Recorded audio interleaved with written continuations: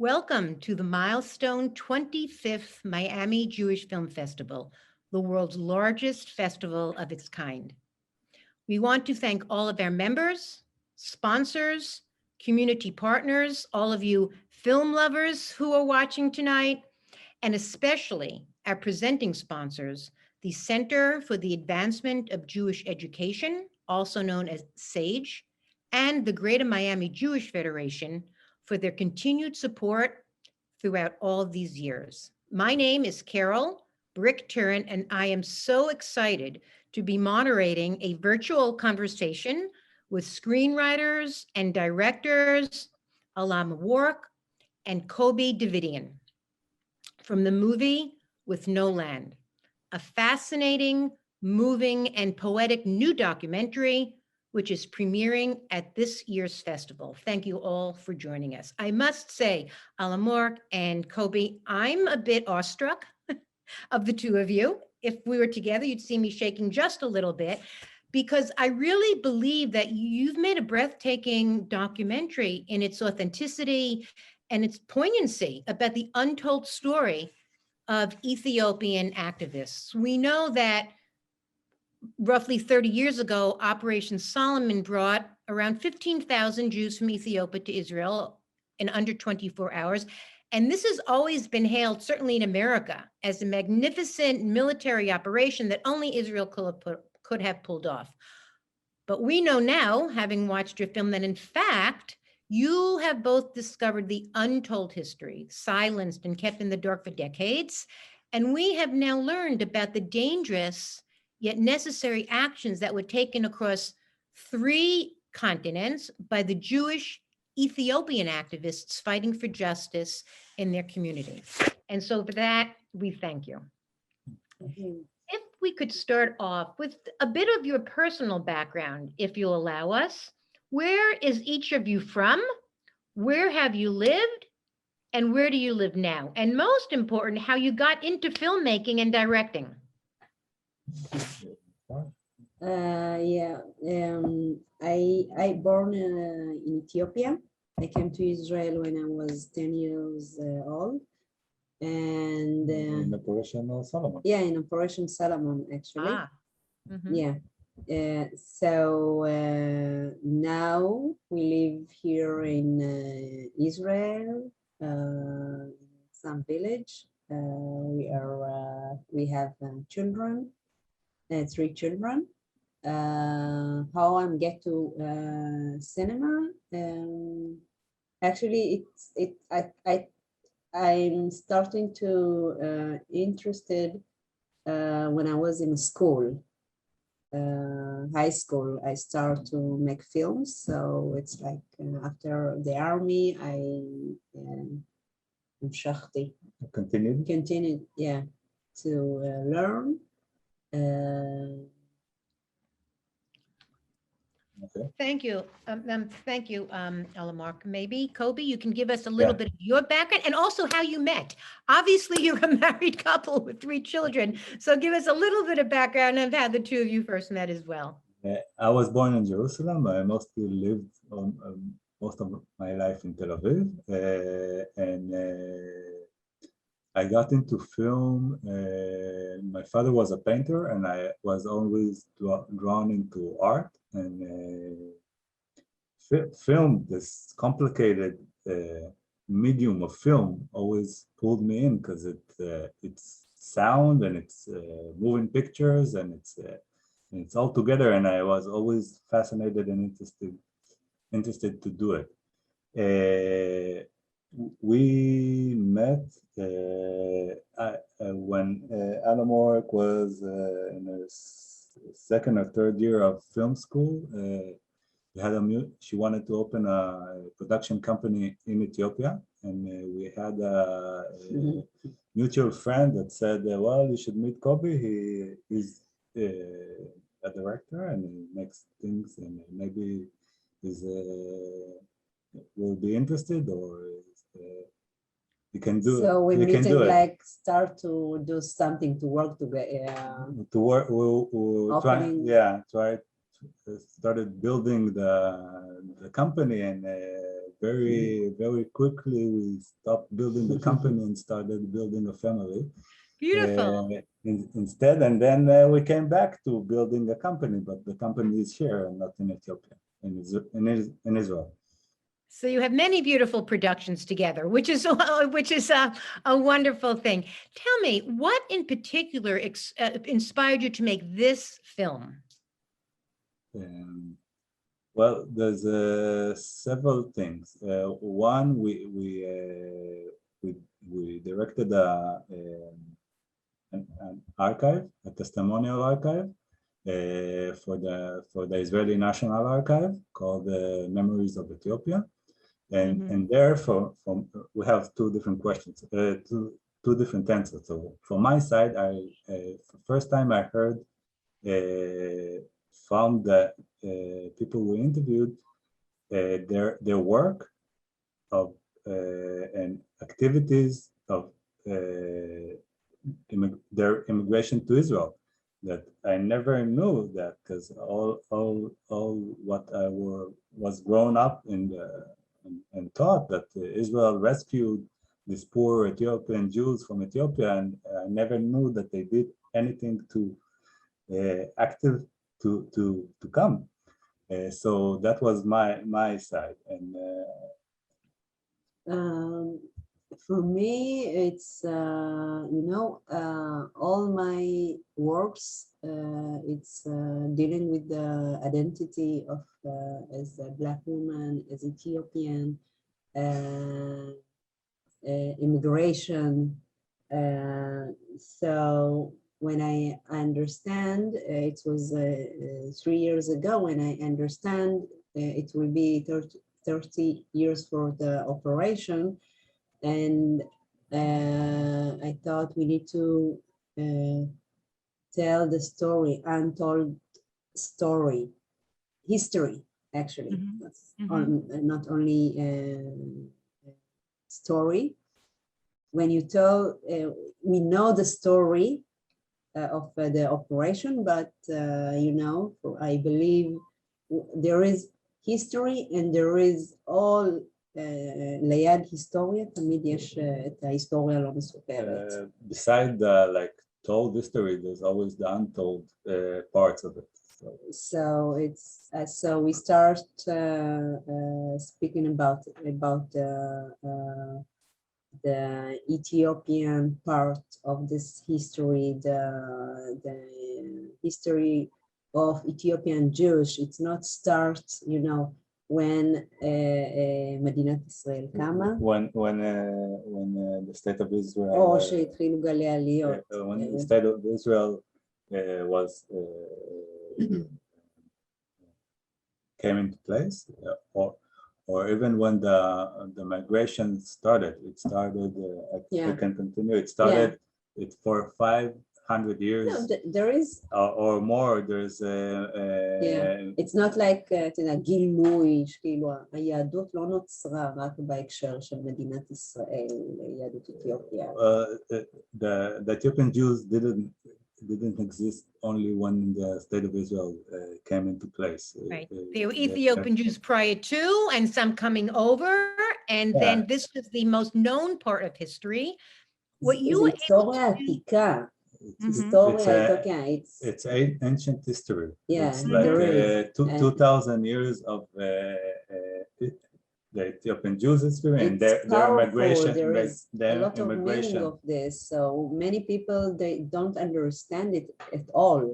So it's for me, it's like, okay, we need to tell those story and to put on the map this story. It's very important because also when we do the archive, we made many old people. And we felt like, when we felt that we are seeing the history also dying. Yes. And we must capture these stories now. They can tell their story now. They live. It's so for us it was very strong, and we need to. You captured the moment. You took the opportunity to give voice to those activists who had such a vital role, who are getting older or who Yeah. are aging, and so their voice will be eternally remembered, and the role that they and their colleagues played in some of the hardship and difficulties and challenges that they faced, and yet how they overcame so Yeah, much and adversity. also, yeah, and also for our generation, Yes. to know that there are amazing people, the history of they are so hשראה. The inspiration. Yeah, Inspirational. Yes. yes. Yes. And So the only way to tell their story, and for your children and grandchildren and their children to really understand what their ancestors did. And it, yeah, not only for the Ethiopian Jewish community, but for the state of Israel as well, and to bring that yeah, richness to yeah. Israel. It is a little bit confusing seeing the movie only once. I think I mentioned to you, I watched it 3 times. I Yeah. believe our audience has seen it only once. To Mhm. understand what's happened, we know this goes back hundreds, if not thousands of years. But Kobe, maybe if you can just start 30 years ago, because there have been multiple airlifts, just to give a very brief recap of the Yeah. timeline up until just a couple of months ago. So we know where we are, because we see in the opening part of the film, those coming on airplanes wearing masks. So we know it was during the pandemic, and Mhm. if I'm correct. And so Yeah. we know that you brought it right up to the very near past. So maybe you can just give us a brief recap of what that timeline looks like. Okay, so as I said before, there were hundreds of years of trying to immigrate to Israel and stuff, and stuff. And in recent history, there was a big operation called Operation Moses. It took place from 79 to 85, and this operation went through Sudan. The Ethiopian Jews migrated, left their villages that they lived for 2,000 years and migrated into Sudan to refugees camp, and they're trying to get to Israel to Sudan, and there was several methods of bringing them through the sea, through the Red Sea, or through airlifts, and this operation 6,500 succeeded getting into Israel, and about 1,800 died on the way to Sudan, in Sudan, and stuff. This operation was halted because there was a slip by Israeli officials, and they blew the operation, and then things got stuck because part were in Sudan and part were in the villages, and Part in Israel. and part in Israel. So a lot of families split up. Yeah. And then, as we show in the film, the activists trying to find a way to reunite with the families and to get to migrate to Israel. And the next operation in this is our main part of the film is about Operation Solomon that took place in 1991. That brought 15,000 Ethiopian Jews into Israel. בעצם כאילו מה שמייצר, כאילו ברגע שסודן נסגרת, אז הם בונים דרך נוספת בתוך האדיס. באנגלית עכשיו, What I'm trying people need to understand what happened, these two operations. It's when the Operation Moses, it's like stopped. So the community trying to find a way to get to Israel, so they do another. They find another route.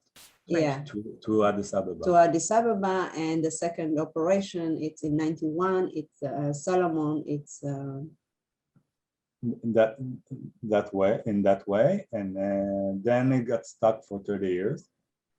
And in January this year, there was another, I don't know, it's called Operation Tzur Israel, but I don't know, it's an operation. It's bringing 2,000 Falashmoras in a month and a half. it's during this years there is the media to film. Okay, but it's not an operation. Yeah, it's called an operation officially, but I don't know if it's like a legit operation. It's like another airlift. Another round, perhaps. Yeah. But Kobi, you just used the term Kobi Falashmura.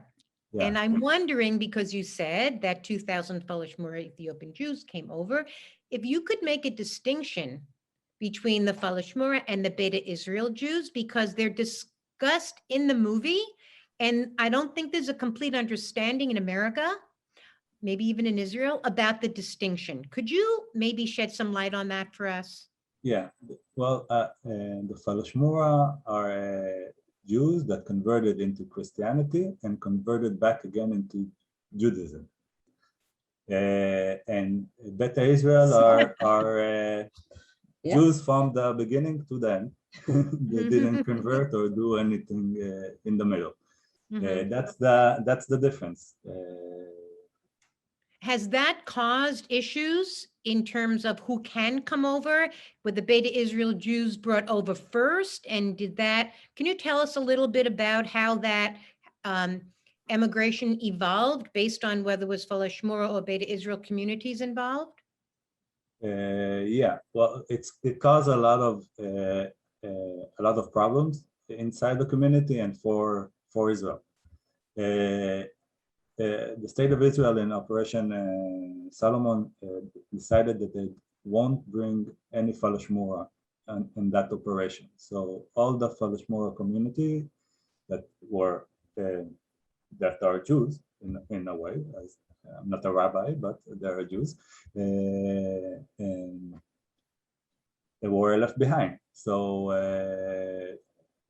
in that time, I don't know, there were around 2,000, 4,000 people. Today there are 10,000 people, and there are more. There are 12,000, and 2,000 were brought, and there's another 10,000 that are still waiting. And these are particularly difficult times now because of the internal conflict. Yes, can you tell us why it's particularly difficult there now? Yeah, well, history, it's the same. History repeats itself in the same way. 30 years later, there's a crazy civil war reigning in Ethiopia. It's the same civil war that was 30 years ago when this organization took over Ethiopia in 91, and now it was in power until 2 or 3 years ago. And now they're trying to take over again. So the country is in a state of war, and there's two camps of the Falashmura. One is in Addis Ababa, the capital, and one is in Gondar. It's the second largest city in Ethiopia, and they're fighting around them. So. Very difficult. Yeah. One of the unique aspects of the film is how you had so many interviews and intertwined with key activists. So I'm wondering, I know there was probably so much you couldn't put in the film that you couldn't fit in the film. Were there any particular anecdotes, stories that you could share about one of the activists that maybe you didn't include in the film, or something that happened during the filmmaking, something that surprised you during the filmmaking, that challenged you during the filmmaking? No, I just want to say something about לגבי הפלשמורה בעניינים. Yeah. It's like, כאילו צריכה להיות החלטה החלטה כאילו ממשלתית, זה לא כמות של אנשים, וזה אנשים שבעצם אם המדינה הייתה לוקחת עליהם אחריות, שחלק מהמשפחות שלהם נמצאים פה, הם כבר יכלו לגדול ולהתחנך כאן. Aalam-Warqe says, זו and מציאות rightly שהיא מאוד says, אבסורדית. that the state of Israel should take a stand and bring these people that are waiting for 30 years in Ethiopia, that they could be part of the Israeli society and not live in a limbo with part of their family in Israel and they're in Ethiopia and they could be part of the society. They can be Israelis in a way and not be non-Ethiopian and non-Israelis in Ethiopia. For your last question, there was a very difficult shooting of the film. First of all, the pandemic and lockdowns in Israel and interviewees that we needed to replace or change or tell our story a bit different because either they got sick or they couldn't got sick with COVID, or they couldn't didn't want to leave their house because of the lockdown, and also filming in Ethiopia. Aalam-Warqe went with the crew to Ethiopia, and we had to change the dates 3 times because the airport was bombed because of the civil war, so we could fly in, and we didn't want to put everybody in risk, and again the pandemic inside of it, so there's the pandemic and flying in the pandemic, and there's bombing around, so it was double the fun. So You never could have imagined facing all those challenges together. No, and we also had a strict deadline. Usually with documentaries, there's not a strict deadline. There's the reality, and when you get to a point when you think that's the end of the story, then the film comes out. But here, the film screened on the 30 years anniversary in Israel, in Israel's public channel. That they were courageous and took this story because it's obviously it's against all what they showed until now. So we had to manage all these moving pieces to make the film on time and what a challenge. Although I imagine that having done it on time with the Civil War and the pandemic, it must have been that much more gratifying that you got it done, that you did it. Yeah. My first white hair. How do you see the future of the Jews in Ethiopia? Will you stay with the story? Yeah. Well, Sorry? אם The אנחנו Jews? נשאר, מה עם הפלשמורה, ואם אנחנו נשאר עם הסיפור? What do you mean we will stay? כאילו מה... Will you continue to cover? Will you continue to cover, to film, to create an archives or documentary in the future? I guess we'll see a part 2. נהיה עוד סרט. לגבי מבנה הפלשמורה? אוקיי. I don't know. Well, the several things, I think, for me, there's several things. One, I would like give a bigger scope of it.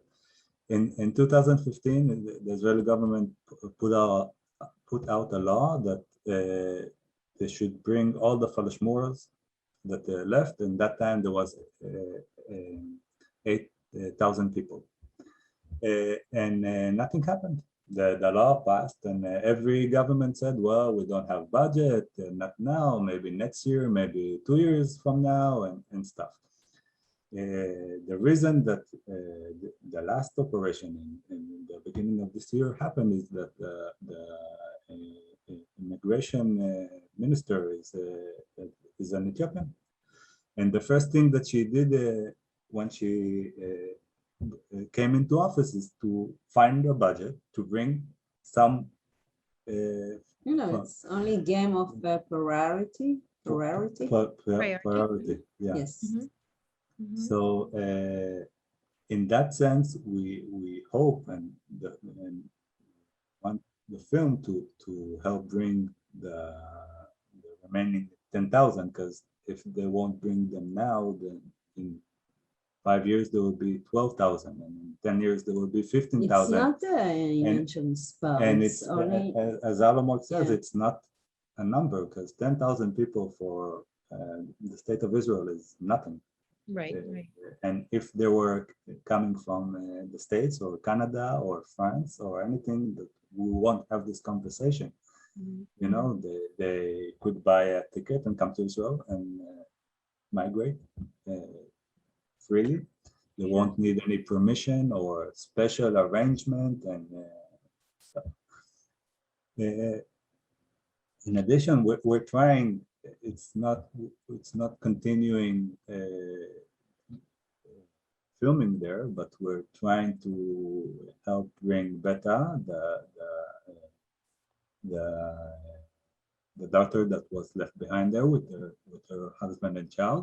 Yes. And the main actor of Aalam-Warqe's fiction movie, The Fig Tree. Which was such a beautiful movie. Another favorite. Thank you. So this is in a humanitarian way, not as filmmakers, but you never know.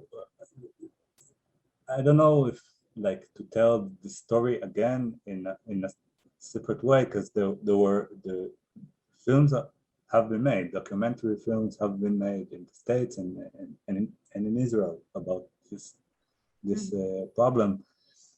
And so to make another one, I don't know if that's the right route, but you never know. You need the right story, and then we're in. You know, so it's. Well, we know that the story hasn't ended, and we know how vested you are. I'm sure that we will be discussing this again. Aalam-Warqe, do you have family in Ethiopia still? Yes. Yeah. You do. Yeah. And so this is very, very personal for you. How did they respond to your making this film? What kind of reactions have you gotten from family and friends in Ethiopia and in Israel? I say when I go to shooting in Ethiopia, the Betaha family. So, you know, when I saw the young people there, and also the parents, and I really didn't understand why the government of Israel doing this. Why they don't make the decision and get off the people from the Bring the people from Ethiopia. bring the people from Ethiopia. I don't understand, because it's not many people. These young people, they can be education here, and you know, part of this society. They can be. They waiting so many years. Sure. It was for me. It's why to create another mashber, Crisis. crisis? Why?